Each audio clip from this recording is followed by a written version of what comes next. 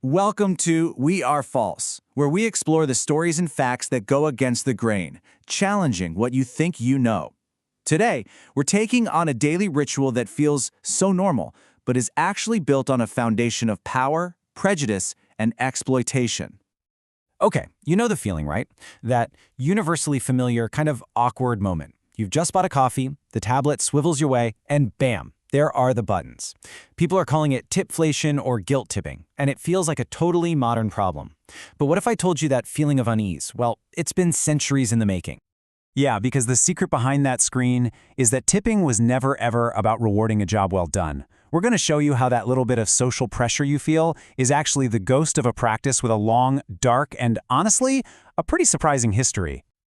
So, to really get what's happening now, we've got to go way back. I'm talking medieval Europe, because this is where it all began, not as a thank you for great service, but as a very deliberate, very public display of class dominance. See, back then, wealthy lords would give these little sums of money, they were called vails, to their servants. Now, this wasn't a wage, not at all. It was a performance. It was this gesture of noblesse oblige, and it was designed to do one thing and one thing only, remind everyone of their exact place in a super rigid social hierarchy. It was a power move, plain and simple. And this brings us to a really popular myth. I bet you've heard this one, that tip stands for to ensure promptness. It's a great story, right? But it's just not true. The reality? Etymologists actually trace the word to 17th century thieves' slang, where it just meant to give or to pass. That's it. So as you can see, this whole idea of the tip has had a heck of a journey. Eventually, wealthy Americans brought this aristocratic custom home from Europe. This was around the 1860s, to show off how sophisticated they were. But its reception here, in a young democracy, it was anything but welcoming. In fact, people were outright hostile to it. A huge anti-tipping movement just sprang up, arguing that the whole practice was fundamentally un-American. The writer William Scott literally called it a cancer in the breast of democracy. People saw it for what it was, a way to create a servile class, the very thing America was supposed to have left behind. And this movement got so strong that several states, they actually passed laws to ban tipping completely. Okay, so if Americans hated it so much, how on earth did this aristocratic custom become such an American staple? Well, the answer is, it's a lot darker than you might imagine. And it's rooted in the painful aftermath of the Civil War. All right, so here's the crucial points. In the wake of abolition, you had industries like restaurants and the Pullman Railway Company, and they wanted to hire newly freed Black Americans, but they didn't want to actually pay them. So what was their solution? They lobbied to pay them a wage of $0. Zero. And just like that, they transformed the European tip from a bonus on top of a wage into the wage itself. And this is exactly how the practice was weaponized. It became a tool to enforce the racial hierarchy of the Old South. Listen to this. A journalist in 1902 wrote that giving a tip to a black worker was seen as a token of their inferiority. Think about that. The European power move had mutated into a uniquely American system of racial subjugation. So, how does something like this stick around? Well, this cynical business practice wasn't just a custom for long, it was eventually cemented into the American legal system itself.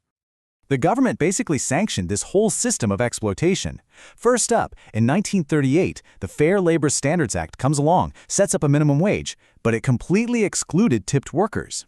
Then, in 1966, they updated the law to include them, but, and this is a huge but, they created this giant loophole, the tip credit. This allowed employers to pay a sub-minimum wage, with the idea being that tips would make up the difference. And that tipped minimum wage, it was eventually set at just $2.13 an hour.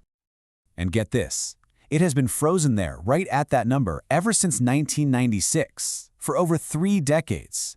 This system has legally shifted the entire responsibility of paying a living wage from the employer directly onto us, the customer. Which brings us right back to where we started, that awkward screen at the coffee shop. Because modern technology is now exposing the core contradiction of this entire system for all of us to see every single day. And it's not just a feeling. Data from the Pew Research Center confirms it. A whopping 72% of Americans say tipping is expected in way more places today than it was just 5 years ago. The whole tipping culture feels completely out of control. Because the quiet part is finally being said out loud. We're not really rewarding service anymore, are we? We're subsidizing wages. And you got to think about the workers in this, right? For the nearly 6 million tipped workers in the US, this whole system is a paradox.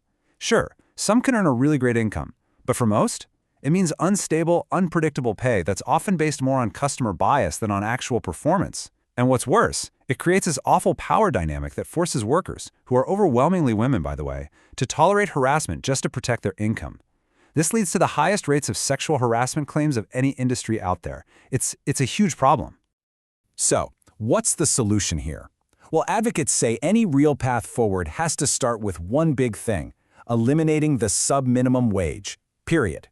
Guarantee one fair wage for all workers, just like 7 states have already done. And this wouldn't even end tipping. It would just restore it to what it was always meant to be: a true, completely optional bonus for great service. So the next time that tablet swivels your way, just remember the history behind it. Remember where this all came from. Because you're not just deciding between 18 or 20%. That little tap of your finger, it's a vote in a century-long struggle over dignity, equity, and a fair day's pay.